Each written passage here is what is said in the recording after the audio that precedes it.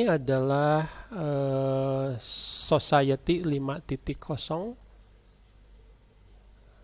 Saya mau share dulu.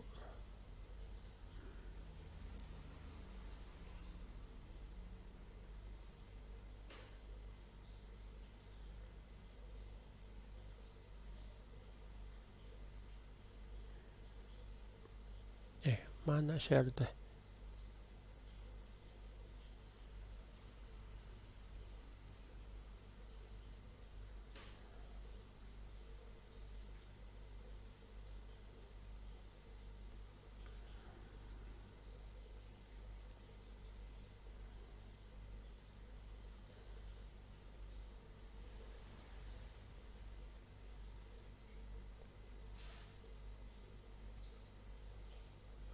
Kelihatan? Kelihatan, Pak. Oke, kita mulai. Ini pertemuan ke-10, judulnya adalah Society 5.0. Ini society itu masyarakat ya, atau apa ya masyarakat ya, lingkungan manusia yang berkelompok. Baik, kalau kita lihat ya, kita itu katanya sekarang sudah ke Society 5.0. Apa sih Society 5.0? Jadi ceritanya begini, kan ada revolusi industri, sudah revolusi industri 4.0. Tapi ternyata kalau kita bicara mengenai revolusi industri, banyak yang berpendapat ini adalah hal teknologi, berkaitan dengan teknologi. Teknologi itu digunakan oleh manusia. Ya, gimana caranya supaya teknologi itu bermanfaat untuk manusia, bukan cuma ngurusin ya cuma teknologinya saja. Teknologi itu harus dibuat untuk apa itu eh, mensejahterakan manusia, membuat manusia jadi tambah cerdas, jadi tambah produktif dan seterusnya. Jadi di Jepang ini timbul pertanyaan, iya revolusi industri, tapi sepertinya teknologi itu memang dirancang untuk orang yang mau belajar, orang yang masih muda, yang masih sehat. Lah kami, kata orang Jepang, kan Jepang itu negara tua ya, maksudnya banyak orang tuanya. Kenapa katanya sekarang Korea, Jepang, sama mana lagi bahkan Cina sekalipun itu sudah pertumbuhannya sudah mulai terhambat, bukan terhambat atau yang sudah mulai berkurang. Jadi orang tua tambah banyak ya, yang muda sudah tua, sementara yang lahir itu tambah lama, tambah sedikit. Nah, pertanyaan selanjutnya adalah gimana kita memanfaatkan teknologi misalkan untuk orang tua? Apa orang tua tidak boleh pakai teknologi yang membuat kehidupan mereka menjadi lebih baik? Kalau kita lihat ya, society itu ya dulu masyarakat kita masih masih berburu ya, masyarakat zaman baheula ya. Lalu mulai bertani. Pertanian itu masuk ke society 2.0. Bagaimana mereka tidak usah berburu, bisa mulai bercocok tanam, menghasilkan pangan untuk sendiri. Lalu society 3.0 industrial ya, dimulai awal abad 20, akhir abad 19.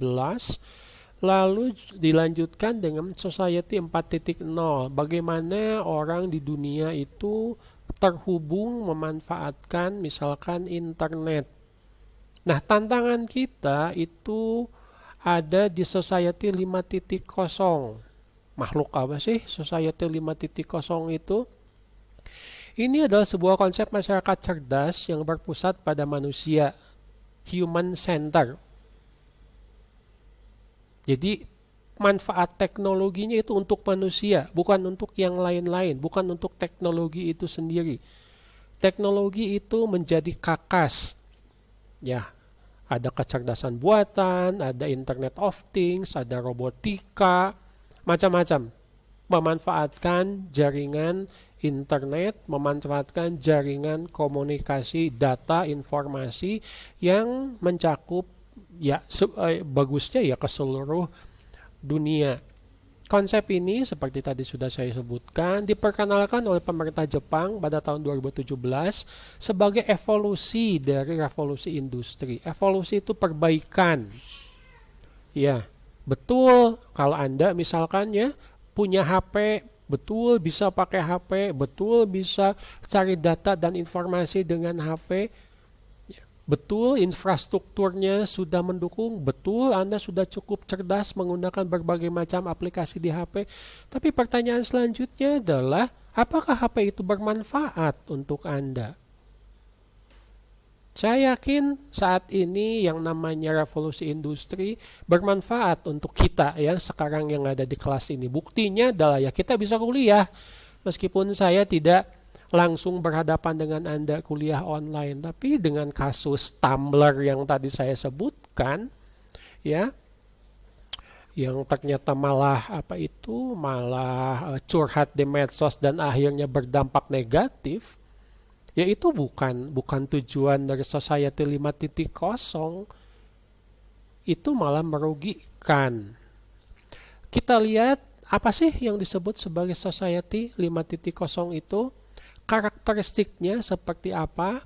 Yang pertama adalah berpusat pada manusia. Betul, teknologi itu digunakan secara luas.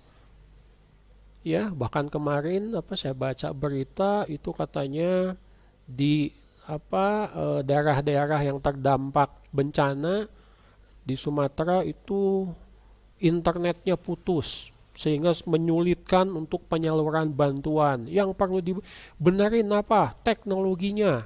Untuk apa? Untuk membantu orang menyalurkan bantuan. Jadi manfaat dari teknologi adalah untuk mendukung dan meningkatkan kualitas hidup. Bukan merusak kualitas hidup Anda. Punya laptop, main game, 3 hari 3 malam begadang, tidak kuliah, kurang tidur, terus sakit. Ya itu bukan berpusat pada manusia ya, teknologi adalah merusak diri, bukan itu tujuannya.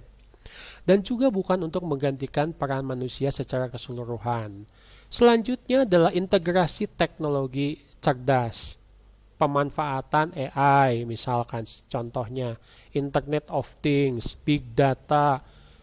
Pak, boleh kuliah itu memanfaatkan AI, saya di kelas malah mendorong mahasiswa. Ya, saya membahas satu bahan bahasan misalkan. Ya, saya misalkan di kelas nyebut ke mahasiswa Society 5.0, terus saya lihat mahasiswa ada yang bingung atau lupa lagi mengenai konsep society. Saya bilang, keluarin HP-nya. Coba masuk ke aplikasi AI yang mana saja. Sok, ketikan Society 5.0. Apa kata artificial intelligence?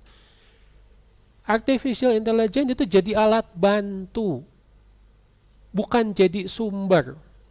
Karena tetap itu juga harus dibandingkan dengan referensi-referensi lain. AI itu bisa salah, meskipun disebutnya kecerdasan buatan. Kenapa? Karena mengacu kepada data informasi tertentu. Data informasi sumbernya salah, ya hasilnya juga salah. Ya, itu integrasi, membuat kita menjadi lebih baik. Misalkan penggunaan aplikasi AI, kita bisa akses informasi dengan lebih mudah, lebih baik, dan bisa melakukan perbandingan data dan informasi dengan lebih cepat. Yang ketiga adalah penyelesaian masalah sosial.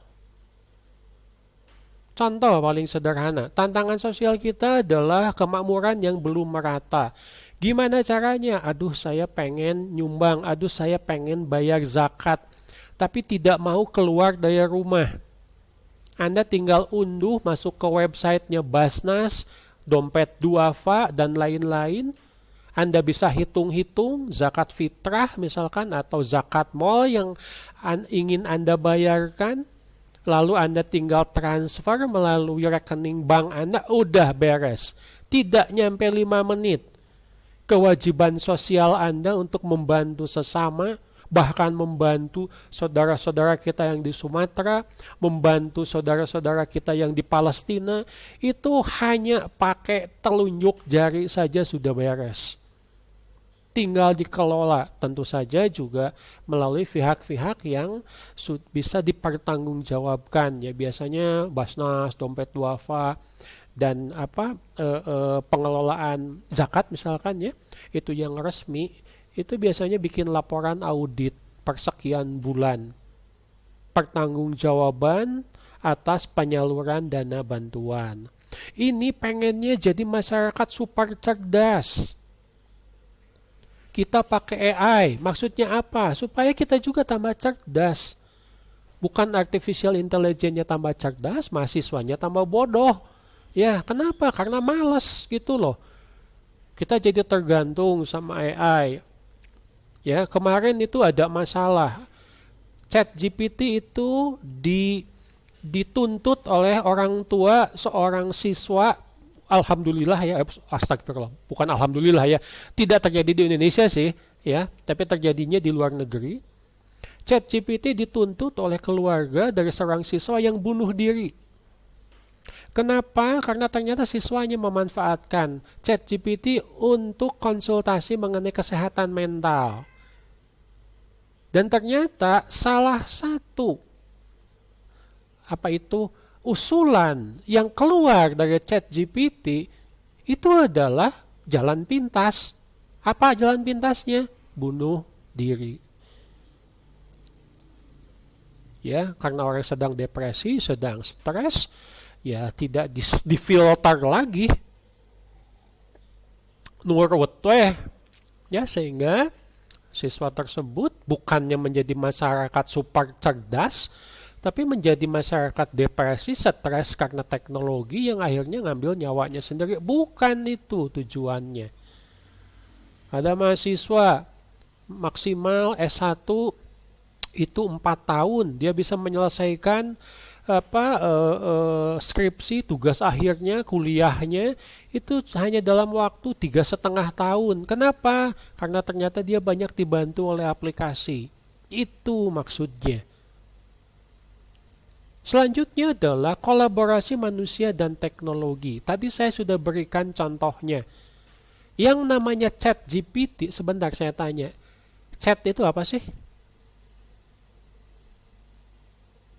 Obrolan, Mbak. Ngobrol. Jadi ChatGPT itu teman kita ngobrol. Ya, bukan kita disuruh-suruh sama ChatGPT. Kalau ngobrol sama teman ngasih ide, teman ngasih pendapat, boleh diterima tidak? Boleh ditolak tidak? Loh, itu kan jadi pilihannya ada di kita. Kolaborasi gitu loh. Bukan hidup kita disetir oleh teknologi. Ya, kemarin kita membahas mengenai apa itu algoritma di YouTube. Anda seneng video sepak bola. Sama YouTube dikasih aja video sepak bola, terus Anda pasrah aja gitu loh. Tidak ada penasaran dengan video masak, dengan video musik, dengan video trailer film. Lah itu bukan kolaborasi. Ya, itu artinya algoritma dari teknologi membuat Anda bukannya tambah cerdas, tapi tambah wawasannya semakin sempit. Jadi idealnya, tujuannya Society 5.0 adalah visi masyarakat di mana dunia maya dan dunia fisik terhubung erat untuk menyelesaikan berbagai masalah. Sekali lagi, menyelesaikan berbagai masalah, bukan menimbulkan masalah baru. Dan memberikan kehidupan yang lebih baik. Media sosial ini tempatnya kita berempati sama orang. Media sosial jadi tempat kita berkomunikasi, berbagi konten yang membuat kita tambah cerdas, bukan tambah stres, bukan flexing. Apa flexing? Siap. Apa? Sombong, Pak. Sombong, Pamer, Pak. pamer, ya nggak boleh flexing. Biasanya orang flexing itu orang kaya bohong-bohongan atau apa itu hartanya itu didapatkan dari jalan yang nggak benar. Jangan ya amit-amit kalau kita seperti itu. Tetapi tantangan untuk Society 5.0 terutama di negara kita itu kita kenal sebagai digital divide. Apa ya digital divide itu? Itu ada gap antara orang yang bisa memanfaatkan teknologi secara baik dengan yang tidak punya akses ke teknologi. Muhammad Rizky, Fajril, ya, Ratu bisa dengan mudah ikut kuliah saya pagi ini karena punya jaringan wifi, infrastruktur yang disediakan oleh pemerintah dan provider itu yang bagus. Tapi apakah di seluruh Indonesia sanggup melakukan hal yang kita lakukan hari ini? Belum tentu, Pak. Belum tentu. Coba pikirkan daerah-daerah perbatasan. Coba pikirkan orang-orang yang sekarang kena bencana. Mau nge-WA aja itu susah. Ya, sampai ada anak itu kehilangan kontak sama orang tuanya. Sampai bingung, sampai stresin orang tua saya gimana. Di Padang, di Sumatera Utara, di Aceh masih hidup atau enggak. Mau nge-WA aja susah. Karena infrastrukturnya terdampak. Coba bayangkan dengan saudara-saudara kita yang ada di pegunungan Jayawijaya, misalkan di Irian Jaya. Apakah internet sudah bagus? Mungkin ya, mungkin tidak. Ya, bahkan di Bandung saja itu tidak setiap orang punya HP yang nyambung ke internet. Itu yang disebut sebagai digital divide. Orang yang punya akses ke teknologi, ke komunikasi digital, bisa tambah maju, tambah cerdas, tambah pintar. Ada juga yang kesulitan untuk mengakses itu, sehingga sulit untuk belajar, sulit untuk meningkatkan kualitas hidupnya. Anda harus sadar itu. Kalau Anda tidak bersyukur, waduh, kumahanya sudah punya wifi, tinggal kuliah pagi-pagi, masih males-males, ya, itu sebetulnya bukan digital divide, yaitu malas saja gitu loh. Tidak bersyukur bahwa kita itu punya kelebihan di bidang teknologi. Nah, ini tantangan-tantangan Society 5.0, khususnya berkaitan dengan teknologi. Yang pertama adalah di Indonesia ya khususnya, mungkin juga di dunia terutama di negara-negara berkembang. Yang pertama adalah kesenjangan infrastruktur digital. Banyak yang menyebutkan bahwa akses internet itu adalah hak asasi manusia. Negara yang tidak sanggup menyediakan akses internet ke informasi yang benar, yang baik dan murah, itu bisa dianggap sebagai melanggar hak asasi manusia. Tapi ternyata karena negara kita itu tantangannya bukan main-main ya, negara kita, negara dengan banyak pulau, ada berapa pulau katanya negara kita? Muhammad Rizky pernah iseng-iseng ngitung pulau di negara kita. 17.000 kan. Bayangkan. Sudah ribuannya saya sudah bikin pusing. Gimana itu caranya bikin infrastruktur yang bisa menjangkau semua kawasan di Republik kita ini. Selanjutnya, ternyata infrastruktur saja juga tidak cukup, tapi butuh yang namanya sumber daya manusia. Buat apa? Buat masang, ya, buat menjalankan, buat memelihara, buat make.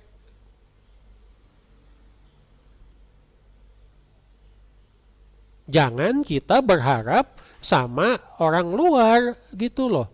Kalau berharap sama orang luar ya mereka yang untung, kita yang rugi. Artinya apa? Tingkat pendidikan di negara kita khususnya dalam penguasaan teknologi ya, teknologi informasi dan komputer itu harus ditingkatkan. Itu dua tantangan yang terbesar sehingga tenaga kerja terutama kaum muda generasi Anda ya Gen Z ini memerlukan upskilling. Apa itu upskilling? Skill itu keterampilan, up itu ditingkatkan ya atau diperbaiki. Kenapa? Bahkan di fakultas-fakultas sosial pun yang namanya TIK sekarang wajib diajarkan. Kenapa TIK itu harus diwajarkan sedini mungkin kepada anak-anak Indonesia yang sudah bekerja di reskilling, ada pelatihan ulang. Dosen-dosen, saya masih ingat ya, ini contoh saja. Pada saat Unpas mau rilis situ 2.0, itu berarti banyak perbedaan, banyak pengembangan dari situ versi pertama, itu sampai harus mengadakan sosialisasi. Harus mengadakan pelatihan ulang, bahkan terhadap dosen dan staf. Kenapa? Karena kita punya tantangan baru, kita punya aplikasi baru, kita punya fasilitas-fasilitas baru yang didukung oleh teknologi. Ini berkaitan dengan nomor 2. Sistem pendidikan juga dituntut untuk berinovasi dan menghasilkan lulusan yang memiliki keterampilan abad ke-21. Sini yang sangat digarisbawahi itu adalah high order thinking skill. Waduh, apa lagi itu? Kemampuan berpikir kritis. Sebelum Anda posting sesuatu di medsos, coba pikirkan dulu, analisis dulu. Ini bermanfaat tidak? Kasus Tumblr tadi yang kita bahas itu tolong ini berulang terus. Bagaimana orang posting di media sosial itu ternyata berakibat fatal. Ya, kapan ya? Awal bulan kemarin tuh saya baca berita. Ada selebriti ikut bisnis. Dia pakai medsos terus dianggap dia menghina dan membuat tidak nyaman rekan bisnisnya. Dituntut ke pengadilan, dihukum penjara sekarang. Itu bukan high order thinking skill. Nggak mikir dulu gitu loh sebelum melakukan sesuatu. Dalam hal ini adalah memanfaatkan teknologi, khususnya media sosial, khususnya komunikasi digital. Selanjutnya, ini juga jadi tantangan. Kenapa minggu depan kita akan belajar mengenai digital security, keamanan.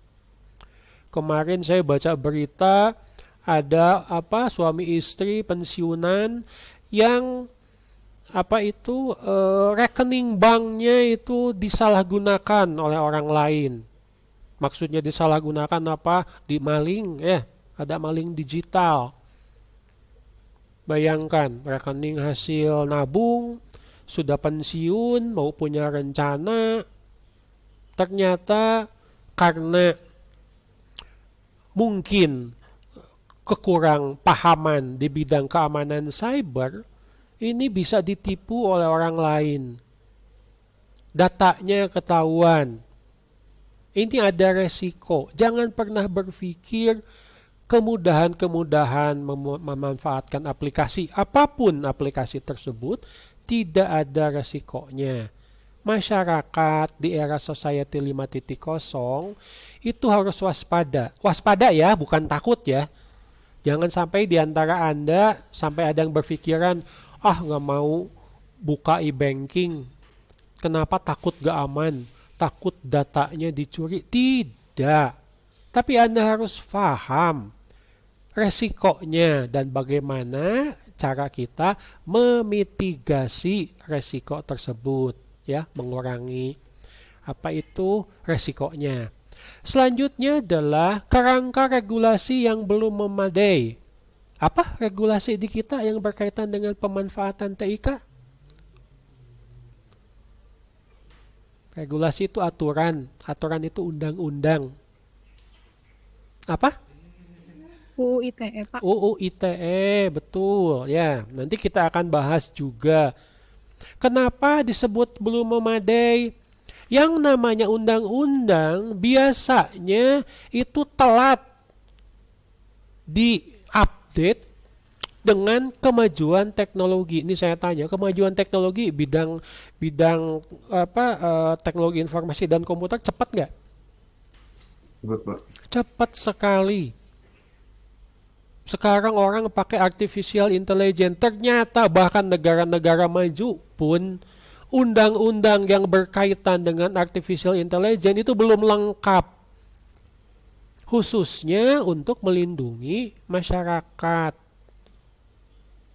Ya, bagaimana misalkan jika Fajar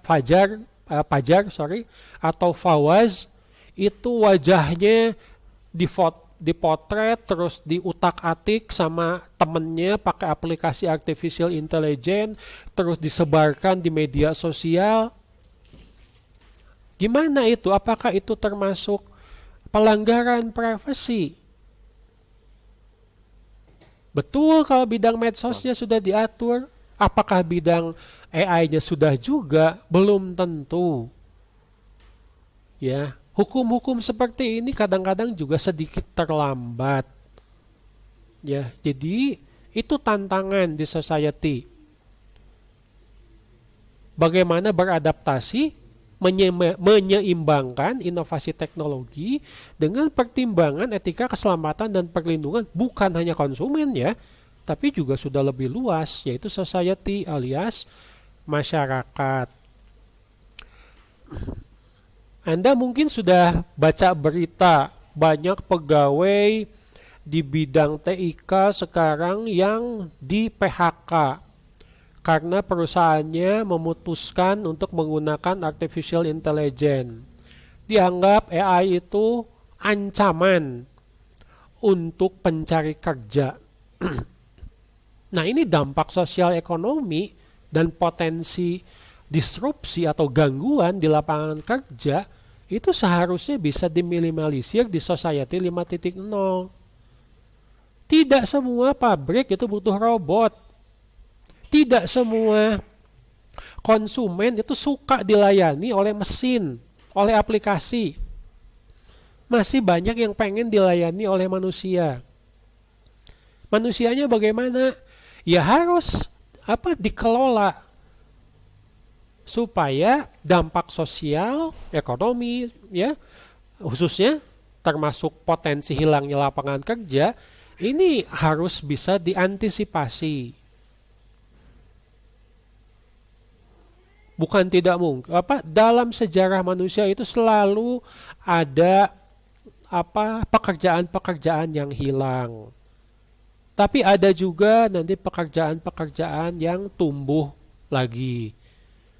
Ya, contoh, saya di bidang informatika. Waktu saya kuliah, kebetulan salah satu bidang saya adalah basis data, mengelola data yang sangat besar. Itu pekerjaannya cuma database engineer, insinyur basis data. Tapi karena sekarang database itu semakin berkembang, ya, jadi data warehouse, jadi big data, pekerjaannya jadi banyak. Ada yang namanya database programmer, ada yang namanya database designer, ada yang namanya expert database tertentu. Bayangkan, tadinya satu pekerjaan di bidang teknologi, sekarang jadi 4-5 lowongan pekerjaan. Dan ini dibutuhkan. Tetapi di sisi lain juga banyak pekerjaan-pekerjaan yang hilang. Paling gampang itu adalah tukang fotokopi. Ya, tukang fotokopi sekarang mana mau orang pegang fotokopi. Anda mau menyebarkan dokumen, tinggal di-scan, lalu dikirim lewat email, lewat WA, udah beres. Ya, di prodi saya itu ada mesin fotokopi, ya udah nggak ada yang pakai sekarang. Lalu juga perubahan pola pikir dan budaya. Ini juga jadi salah satu tantangan. Kenapa jangan sampai misalkan budaya yang jelek ini malah dibantu oleh teknologi. Kita senangnya gosip, kita senangnya ngomongin orang lain, loh malah difasilitasi sama medsos. Nggak ada manfaatnya itu. Perubahan pola pikir dan budaya masyarakat untuk menerima dan memanfaatkan teknologi secara bijak. Terutama generasi muda, memberikan contoh yang baik. Kenapa harus generasi muda? Anda generasi yang paling mudah untuk menyesuaikan diri dengan kemajuan teknologi. Selanjutnya, nah, kita tadi bicara mengenai konsep Society 5.0. Kita lihat aturan-aturannya, kita lihat tantangan-tantangannya khususnya untuk masyarakat Indonesia. Pertanyaan selanjutnya adalah gimana Society 5.0 itu diterapkan pada Anda, mahasiswa, generasi harapan bangsa. Baik. Nah, Anda juga harus paham yang namanya Society 5.0. Baik itu disebut Society 5.0 atau pada saat Anda memanfaatkan teknologi. Satu, Anda harus menyiapkan diri untuk tantangan kerja. Semuanya nanti pakai komputer, pakai aplikasi.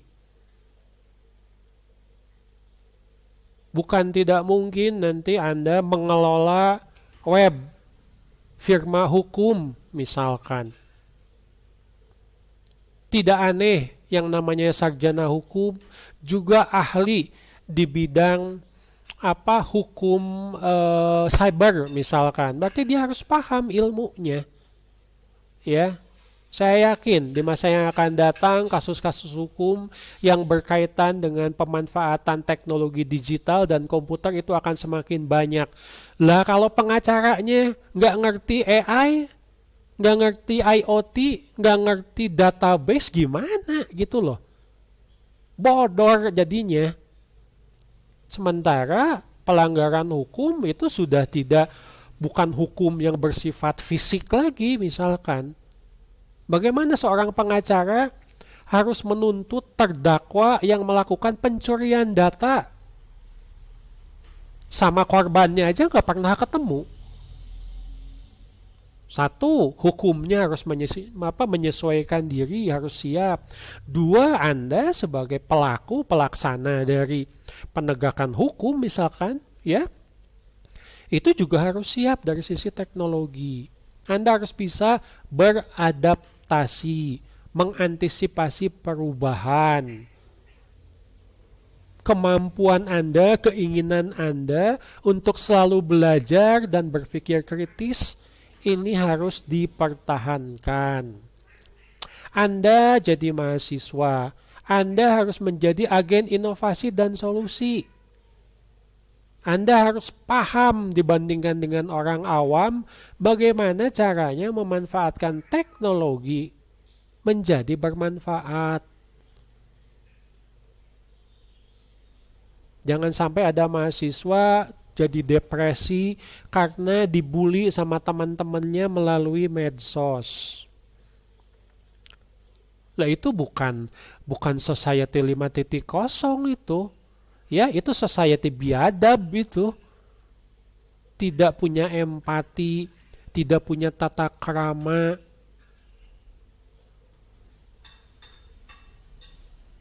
Teknologi menjadi agen perusak misalkan. Ya, contoh sederhana. Ini yang paling sederhana saja. Anda mau bikin kelompok, saya sudah bikin kelompok. Sementara rumahnya pada jauh. Kita tetap harus ngumpul. Ya udah, pakai Google Meet aja, kita pakai Zoom aja. Yuk ketemuan. Kapan kita janjian? Nanti linknya saya bagikan ya kata ketuanya itu lewat WhatsApp group. Ya udah beres. Dan Anda harus bisa memberi contoh kepada masyarakat. Bahkan tanpa harus keluar rumah pun pekerjaan beres. Jadi aneh kalau ada mahasiswa misalkan mau menyelesaikan tugas di WA sama temannya nggak jawab, di email boro-boro, di telepon nggak diangkat. Padahal dia tidak pernah lepas dari HP. Itu bukan menjadi agen inovasi dan solusi. Itu malah menjadi contoh yang tidak baik. Ya, seharusnya Anda bisa meningkatkan produktivitas. Ini malah jadi ya produktivitasnya menurun. Lanjut adalah membangun etika dan tanggung jawab digital. Bagaimana Anda ini punya pemikiran untuk integrasi teknologi, tetapi juga waspada terhadap penyalahgunaan data termasuk keamanan cyber. Bukan hanya bisa pakai teknologi, bukan punya HP canggih dan mahal, tapi juga Anda paham aspek etis dan sosial. Saya harap Anda bisa menjadi generasi yang dapat memimpin, bertanggung jawab, dan memastikan teknologi digunakan untuk kebaikan bersama, bukan untuk merugikan. Ya, bagaimana sekarang teknologi itu dipakai untuk judi, teknologi dipakai untuk scam atau menipu, teknologi dipakai untuk bullying, teknologi digunakan untuk memfitnah, menyebarkan berita bohong, yaitu bukan tujuan Society 5.0. Ya, seorang ulama khotbah di satu majelis taklim, terus masjidnya itu menyiarkan khotbahnya melalui YouTube Live misalkan, untuk mencapai audiens, untuk mencapai muslim-muslim lain yang tidak sempat datang ke masjid atau ada di pelosok. Lah itu tujuan Society 5.0. Ya, orang yang sakit tidak bisa ke masjid tetap bisa mengikuti tausiah di masjid, baik langsung maupun rekamannya misalkan. Lah itu kan bagus. Mempermudah akses untuk orang bisa jadi lebih cerdas, bisa jadi lebih baik, ya, yang pada akhirnya adalah meningkatkan kualitas hidup masyarakat. Anda bisa ikut berkontribusi dalam perumusan kebijakan publik. Boleh ya mahasiswa melakukan menuntut ke Mahkamah Konstitusi untuk urusan UU ITE. Kenapa? Karena Anda berpendapat ini merugikan masyarakat. Dulu pernah ya kejadian. Masyarakat ini menuntut UU ITE. Kenapa? Karena ada pasal-pasal yang disebut pasal karet. Pasal-pasal yang mudah ditafsirkan, bisa ditafsirkan macam-macam. Sehingga memudahkan penguasa untuk membungkam misalkan lawan politiknya. Nah, ini dituntut sama masyarakat. Nggak boleh itu undang-undangnya kayak gitu, harus jelas pelanggarannya. Jangan terlalu umum. Ya, misalkan. Lalu Anda bisa mengembangkan komunitas. Nih contoh. Ada ada sebuah desa di Yogyakarta di mana salah satu anak mudanya itu punya channel YouTube dan dia sukses mengelola channel YouTube-nya. Lalu dia ngajak teman-temannya yang belum punya pekerjaan untuk mengelola channel YouTube dengan konten-konten yang mendidik. Dan ternyata cukup populer sehingga mereka bisa cari duit. Jadi YouTuber. Sekarang itu kampungnya dikenal sebagai kampung YouTube. Karena anak mudanya banyak yang jadi pengisi konten video. Ada yang kontennya mengenai bengkel, mengenai tips trik dalam bertani dan seterusnya. Itu kan bermanfaat untuk diri sendiri dan untuk orang lain. Meningkatkan kualitas hidup masyarakat. Dan selanjutnya ini juga yang penting adalah mengambil peran dalam transformasi nasional. Anda dapat memanfaatkan pengetahuan yang Anda miliki khususnya mengenai teknologi informasi, teknologi digital supaya masyarakat di sekitar Anda, keluarga juga tahu. Nih contoh. Ada yang gabung sama WhatsApp grup keluarga? Gabung, Pak. Ada gabung? Ya. Ada. Ya moga-moga ini tidak terjadi ya, tapi memang pernah kejadian di keluarga saya sendiri. Ada satu anggota keluarga yang menyebarkan satu berita, terus ditegur baik-baik. Ya, maaf, itu kayaknya beritanya hoax deh. Hati-hati loh untuk menyebarkan berita hoax. Nah, mungkin sederhana yang Anda sampaikan itu. Tapi Anda sudah mengambil peran dalam transformasi nasional menggunakan misalkan media sosial. Jangan biarkan kalau ada anggota keluarga yang sampai sengaja ataupun tidak, itu misalkan menyebarkan berita hoaks. Hati-hati loh, nanti bisa dituntut loh kalau menyebarkan berita hoaks misalkan. Ya. Anda juga harus punya referensi yang benarnya. Ya. Tentu saja juga Anda berkomunikasi untuk memperbaikinya ya tetap menjunjung tata krama etika dan sopan santun. Sepertinya sederhana. Tapi bagaimana Anda sebagai mahasiswa ikut serta dalam meningkatkan pemahaman masyarakat umum dalam memanfaatkan teknologi. Ya. Jangan ngomong yang gede-gede dulu lah. Kita mulai dari yang simpel-simpel. Dari hal sehari-hari yang dengan mudah bisa Anda laksanakan. Oke, tuh sederhana tapi ternyata juga manfaatnya atau tantangannya ini cukup cukup luas.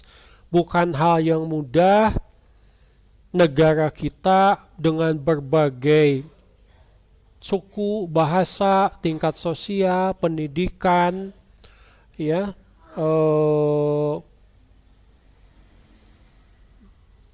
Banyaklah pokoknya ya tantangannya menerapkan gimana pemanfaatan teknologi itu bisa mensejahterakan, bisa membuat masyarakat kita menjadi masyarakat yang lebih baik. Oke, itu materi kita hari ini.